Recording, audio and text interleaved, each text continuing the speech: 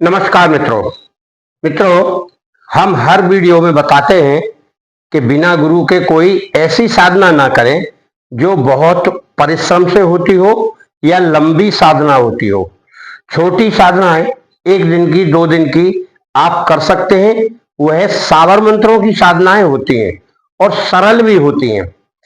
आपको जो भी करना है वह सोच समझ कर करें, क्योंकि हर साधना में मंत्र का ही प्रयोग होता है और मंत्र जाप करने के लिए वह साधना इस प्रकार से की जाती है जैसा हम इसमें बताते हैं। सावधान होकर कोई भी कार्य करेंगे और संयम में रहकर कोई भी कार्य करेंगे तो उसकी सफलता आपके नियम पर लागू होती है। यानी आप सही नियम लागू करेंगे तभी वह सफलता प्राप्त होती है। आज हम आपको द्यूत क्रिया यानी जुए की क्रिया बताते हैं कि कैसे जुआ खेला जाता है। वैसे तो यह कार्य सामाजिक तौर पर और गृहस्थी के लिए उपयुक्त नहीं है। जो व्यक्ति यह कार्य करता है वह संभल जाए और इस क्रिया को बंद कर दे, क्योंकि फ्री में या बिना मेहनत के कहीं से कोई पैसा नहीं मिलता। इसमें जाने का अंदेशा ज्यादा रहता है और प्राप्ति का कम रहता है। आप अपने घर परिवार बच्चों का ख्याल करते हुए इस क्रिया को बंद कर दें। अगर आप वास्तव में सही इंसान हैं और सामाजिक तौर पर जीना चाहते हैं तो अपने घर परिवार की रक्षा के लिए जुआ ना खेलें। फिर भी यदि आप नहीं मानते हैं और यह सोचते हैं आप कि इसमें से ही मैं पैसा हारा हुआ निकाल लूं, तो यह असंभव होता है। क्योंकि जब व्यक्ति हार जाता है तो वह अपना संयम खो देता है और अनाप शनाप उल्टे सीधे तरीके से गेम खेलता है। इसलिए उसे संयम में रहकर कार्य करना होगा। और आज अब जो व्यक्ति खेलता है उसके लिए हम यहाँ एक क्रिया बताएंगे। वह क्रिया है कि किसी भी शुभ दिन यानी अच्छा दिन जिसमें साधना की जा सकती हो, उस दिन आप शाम को बैठ जाएं, 2 अगरबत्ती लगा लें और अपने गुरुदेव का ध्यान कर लें, गणेश जी का ध्यान कर लें और इस मंत्र का 108 बार जाप कर लें। 108 बार जाप करने के बाद यह मंत्र आपका सिद्ध हो जाता है। इसमें लोबान की धुनी भी आप जला लें। हो सके रात्रि में कर रहे हैं, शाम को कर रहे हैं तो पश्चिम दिशा की ओर मुख करें और संयम में रहकर करें। बिल्कुल स्थिर होकर मंत्र को पढ़ें, मंत्र को याद कर लें, गलत ना पढ़ें। इतना करने के बाद आपको जब जूत क्रिया में जाना हो यानी जुआ खेलने जाना हो, तब इसको 7 बार या 21 बार यानी 7 के गुणित में 21 बार मंत्र का जाप करें और जाएं। यह क्रिया केवल मंत्र की है, परंतु इसके साथ एक ताबीज भी आपको दाहिने हाथ में बांधना होता है।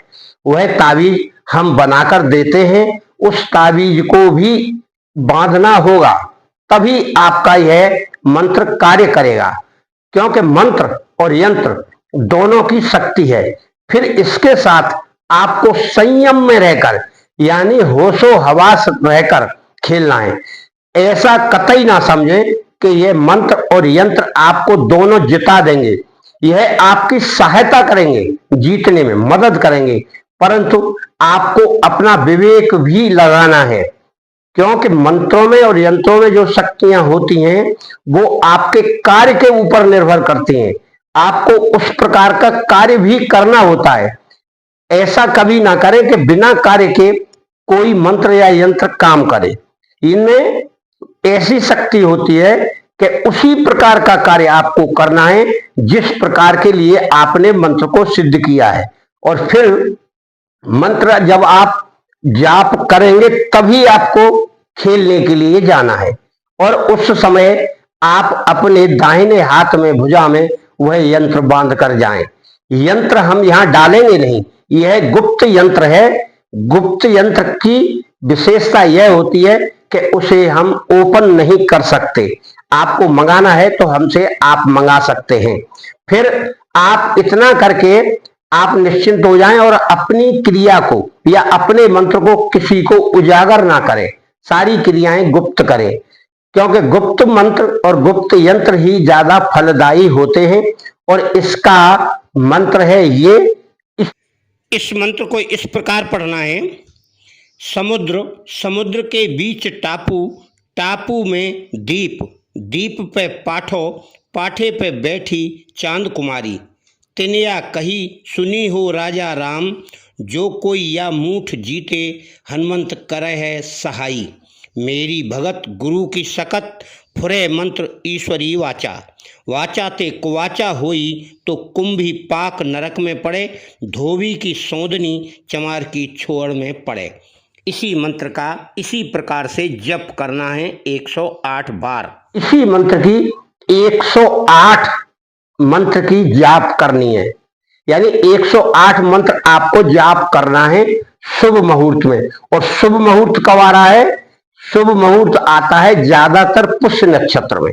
पुष्य नक्षत्र हर महीने आता है और बीच बीच में भी कोई ना कोई नक्षत्र ऐसे आते रहते हैं जिनमें आप इसे सिद्ध कर सकते हैं।